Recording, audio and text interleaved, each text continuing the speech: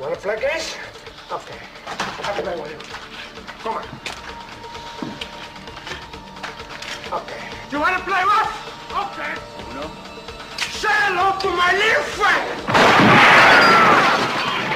Okay. You want to play rough? Okay.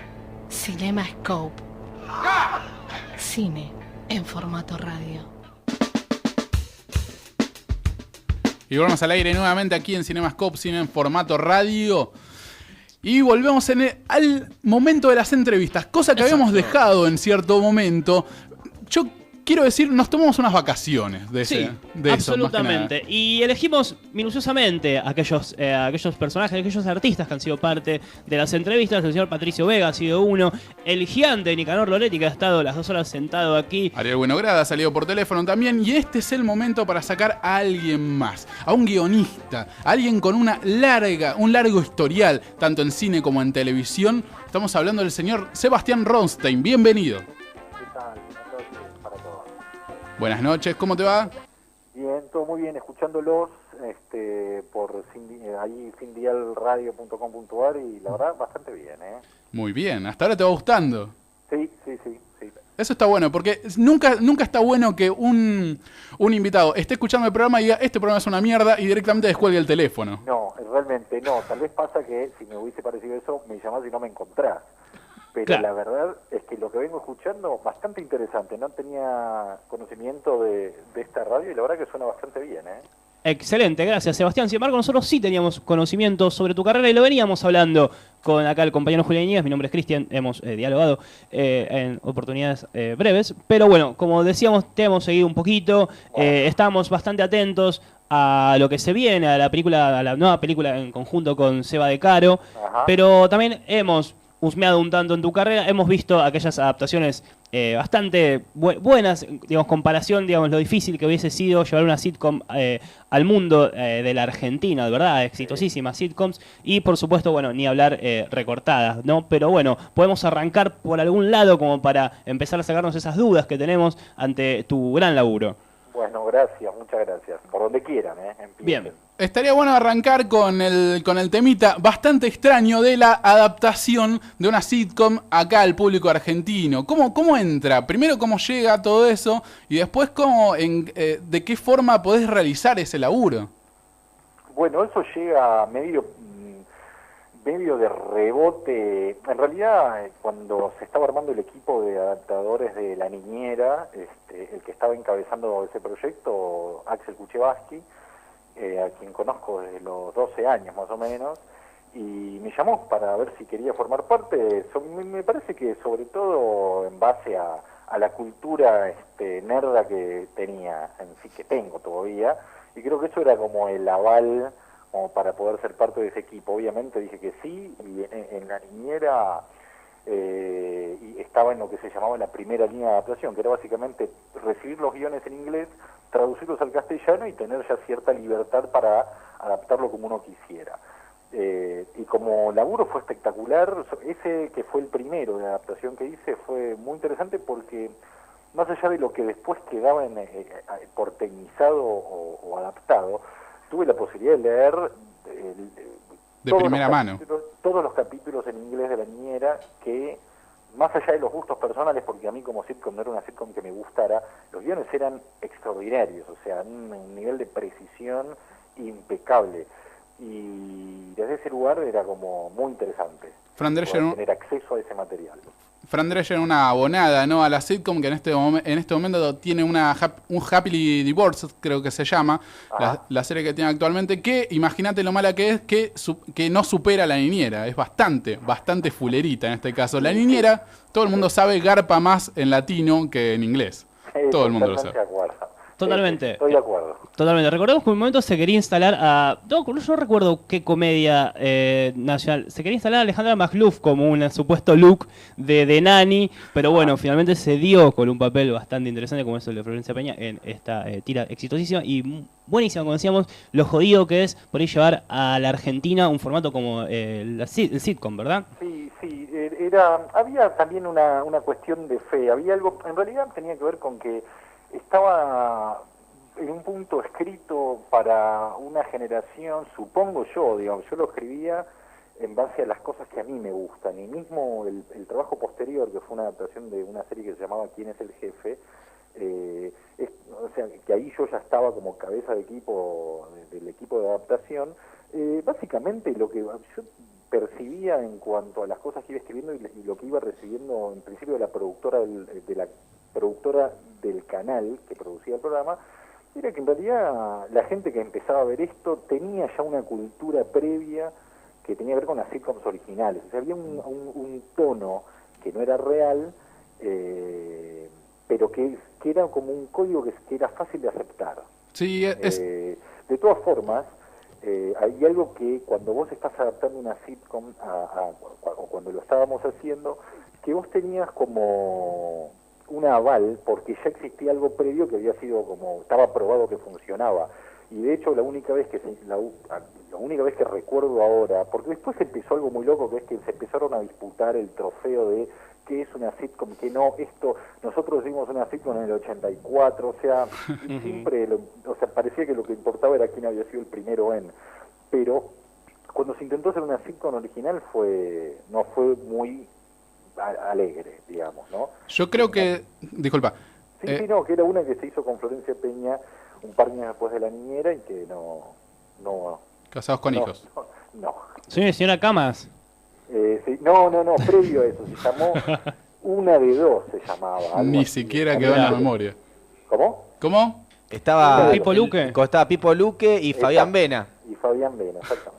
Mira vos acá, nuestro operador aportando. Yo creo que más el problema va más por el lado de que el formato sitcom, o sea, acá en Argentina siempre hubo programas de comedia, lo que no había quizá era programas autoconclusivos que tuvieran una historia en el medio.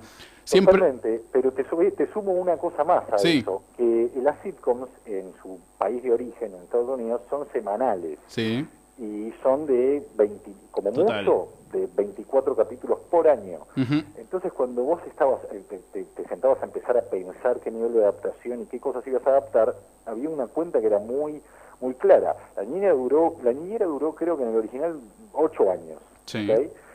Son 24 capítulos por año, pero esos 8 años en la niñera duraron un año acá. Entonces había un nivel de adaptación que había un momento que donde la niñera, la nena que ella cuidaba en la primera temporada, para la temporada 8, ya tenía novio, ya tenía sexo. Maile encima, en este caso, que la hemos visto en otras películas, ya muy dable, ¿no? Bastante. Exacto, en The Collector puntualmente. Exactamente. Bueno, eso era todo un tema. Por lo tanto, a muchas preguntas que en su momento a mí, a los otros adaptadores nos hacían, era ¿cuánto queda del original?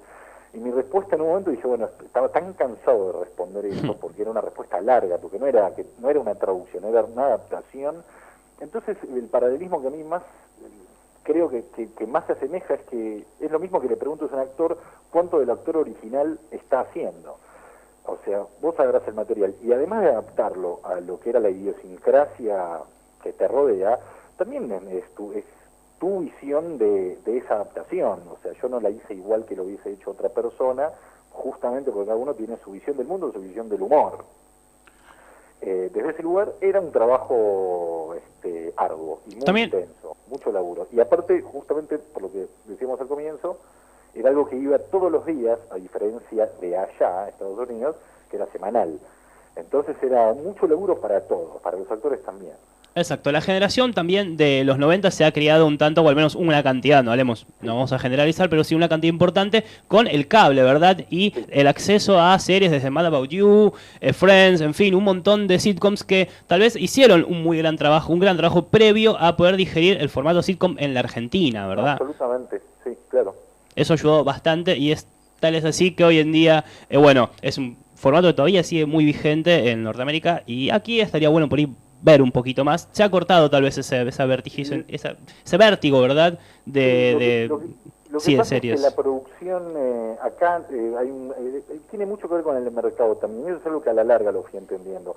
Allá hay un mercado tan grande que contempla estas sitcoms semanales de 24 episodios por año. Acá no hay un mercado tan grande. Entonces, una sitcom semanal de media hora no rinde económicamente. Es verdad. Entonces, cuando te sentás a pensarlo, tenés que pensarlo en términos de una tira de media hora, Y la sitcom requiere de mucha precisión. Una sitcom no le da espacio sí a la improvisación, más no al morcilleo, una gran diferencia. Bien. Sí, mucho trabajo de guión, mucho chiste, mucho remate y quizá para la Argentina en capítulos tan cortos y a semanales podría funcionar, pero no en los formatos acostumbrados. No, y aparte hay otra cosa más. Vos fijate que cuando los actores en Estados Unidos ganan premios o hablan de las sitcoms que hacen, siempre mencionan a los guionistas como, bueno, que ahí parte todo.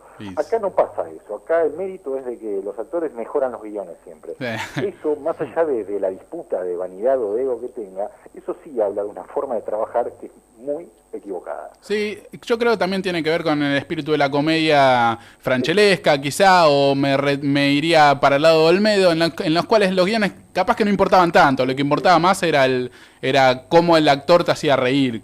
Sí, total, sí, exactamente. Bueno, la sitcom, igual estamos hablando de una sitcom, te diría ya clásica, ¿no? Sí. Seinfeld, que sigue siendo como la sitcom que cambió todo, es una sitcom que duró 9 años y el celular como aparato aparece recién en el último capítulo. Sí, es medio raro esto. Es una cosa increíble como, se siente raro. Como observación. La evolución de la sitcom ahora está como más anárquico. Para mí no hay nada de más. Y tampoco tengo mucho visto. Cuando terminó Seinfeld, para mí hubo una serie más que es, porque ahora se volvió a dar, que es Arrested Development, que para mí totalmente. lo lleva un paso más allá en términos no solo de la temática, sino de la estructura y cómo está contada la serie. Al punto tal que la 4ª temporada, que se estrenó hace un par de semanas, también llevó un paso más adelante la estructura o cómo está estructurado la comedia o la historia que cuenta la 4ª temporada. Yo todavía no lo terminé de ver y todavía no sé si está buena o está mala, pero es interesante para estudiar al menos lo que estaban probando con esta 4ª temporada. Dentro de un rato vamos a estar hablando de Michael Cera, justamente actor en esta serie. Bueno. Y hablando de actores, antes habías nombrado un poco el trabajo del actor y creo que lo decís con conocimiento de causa, ¿no? Porque hemos visto por ahí que has tenido algún trabajo de actor. ¿En Filmatron puede ser? Bueno, pero eso fue... ¿Te reís porque no te lo tomás en serio, tal vez? No, eso fue un pedido que le hice a Pablo Paredes, el director de Filmatron, que cuando estaban armando Filmatron, yo como fanático absoluto de todo lo que venía haciendo farsa, le dije que quería hacer cualquier cosa en la película. Lo que sea. Sí, y me dieron eso, que me encantó estar ahí, no solo me gustó estar el día del rodaje y verlos laburar a lo guerrilla, sino que el día que se estrenó Filmatron fue una noche espectacular, creo que para todos los que fuimos parte en mayor o en menor medida de la película, y estar con ellos esa noche de estreno en el Bafisi fue una cosa extraordinaria. Eso fue un gusto que me quise dar para estar en algo de lo que hacía farsa. Para nada me considero un actor, para nada, aunque pude haber hecho algunas cosas más, pero es más como querer ser parte de algo, en el caso de Filmatron. Además de que es una película que me parece muy, muy buena. Yo para mí te tendrías que sacar un poco la careta y decir la verdad que lo mejor fue estar cerquita de Laura Escurra, ¿no? En esa... Es novia de un amigo, yo no creo que te tendrías que meter por esos lados, Julián. Pará, sacarme la careta, ¿por qué me perdí la primera parte? No, digo que estabas diciendo todo, no, quería trabajar con Pablo, con Pablo Paredes, quería estar en la película, no, Laura Escurra, vamos. No, te digo que te voy a decir algo más. El día que filmamos eso, ni siquiera sabía quién estaba en el elenco, porque fue una película que se filmó durante muchos años. Así que hay mucho de lo que me fui desayunando de lo que iba haciendo esa película fue a medida que iban pasando los años hasta que llegó el día del estreno y ahí vimos que vi que había gente que actuaba que yo no sabía que estaba, gente amiga, así que fue un flash. Te aseguro que fue para ser parte de algo de farsa. No, está bien, está perfecto. A mí me hubiera encantado también participar, pero un amigo me dejó de garpe. En realidad no me avisó y supuestamente íbamos a ir los dos a hacer de zombies en la última plaga zombie y él no me avisa cuando había que ir y va solo. Ya que había zombies para tirar al techo. Sí. Le tengo un poco de bronca porque encima sale hasta sale atrás, al final de la película está nombrado y a él lo nombran, tipo el zombie verde y está su nombre, entonces no está en el general. Me dio un poco de bronca eso. Pero más allá de eso, vamos a volver, ya que hablamos de películas independientes, vamos a volver a tu trabajo de guionista y en este caso en colaboración O, no sé, en colaboración no diría, sino de la mano. Conjunto también. De la mano del señor Sebastián De Caro. Sí, eso sí, es medio un acuerdo que tenemos de palabra donde las historias son de los dos, yo las escribo, las dirige y hasta ahora hicimos dos, vamos a ver cómo sigue todo para adelante, pero sí, la verdad que laburar con Seba es un placer absoluto, a mí me encanta laburar con él. ¿Cómo es que nace el concepto recortadas? Porque la realidad es que es una historia poco convencional, convengamos. No sé si el cine nacional al menos está bastante ducho a la hora de recibirlo. El espectador es bastante jodido. Si no hay unas figuras importantes, es difícil atraer por algún lado. Pero sin embargo, Recortadas, a mi criterio, ha roto bastante con ciertos preceptos, ¿verdad?, del cine. Y bueno, ¿y cómo es que nace esta historia tan rara, ¿verdad?, tan poco convencional? Bueno, yo creo que nace un poco de algunas películas que acá le voy a dar más la derecha a Seba De Caro porque fue él el que se acercó y me propuso, y ahí es donde empezó nuestra sociedad, digamos, como director, guionista, amistad y demás. Pero creo que el caso Recortadas tiene su origen en algunas películas medio oscuras de la década del 70, como puede ser La última casa a la izquierda o bueno, ahora hay una que se llama, la llamaban They Call Her One Eye, es lo que dice el Thriller. Hay una película que se llama Thriller, una película perversa, que es una película creo que es sueca, que es tremenda. Bueno, hay mucho viene un poco de ahí. Después sencillamente es un mail que me manda Seba De Caro en el medio de la noche con ideas sueltas como dos chicas, una cita, bombachas cambiadas, y a partir de ahí era divertirnos por un lado era divertirnos pensando en una historia bien retorcida, y sobre todo divertirnos encontrando una estructura que sea original para contarla.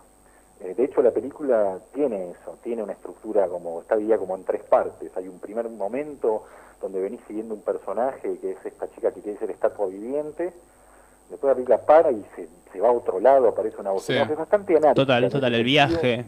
Y después la tercera parte que es donde todo medio se junta en esa casa, pero la idea era que en principio es aprovechar las limitaciones que a veces te da hacer una película de bajo presupuesto y con muy pocos recursos, donde una de las cosas que más se cotizan en todo caso entre nosotros, digamos, es el ingenio, el talento, digamos, para resolver ciertas situaciones.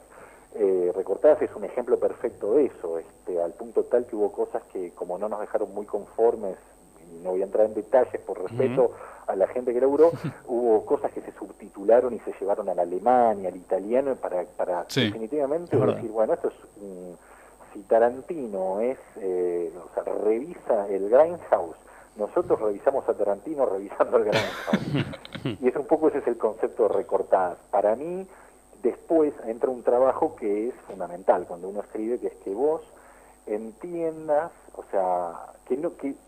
y a veces uno no hace este trabajo en las películas de género, pero cuando te sentás a escribir, y me parece que un actor es lo mismo, no puedes juzgar al personaje que vas a interpretar como no puedes juzgar a los personajes a los cuales les estás escribiendo una aventura o una vida.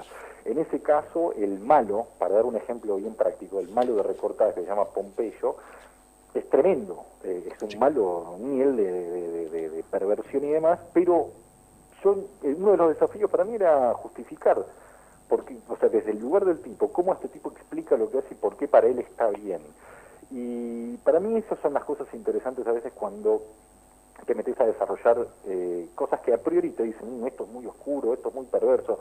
Bueno, pero a mí me gusta como lector, como espectador, como cinéfilo, me gusta la humanidad en lo oscuro, digámoslo así, para no decir perversión. Me interesa esa parte, me interesa mucho más eso que las bondades de Superman, digamos. Antes hablabas un poco de una suerte de contrato tácito que hay entre vos y De Caro, y en el cual vos escribís la historia y él la filma. A mí me gustaría saber, ya que nos metemos tanto en el concepto y la realización de la película así, ¿participaste también activamente en otras partes de la producción de la película? En el caso de Recortadas, no. fue simplemente lo escribí y se filmó y fui un día al rodaje, porque ir al rodaje, si no tenés nada para hacer, es muy aburrido. Sí. ¿Verdad? Y te digo más, aún cuando tenés algo para hacer, también a veces yo disfruto mucho más escribiendo que filmando, creo.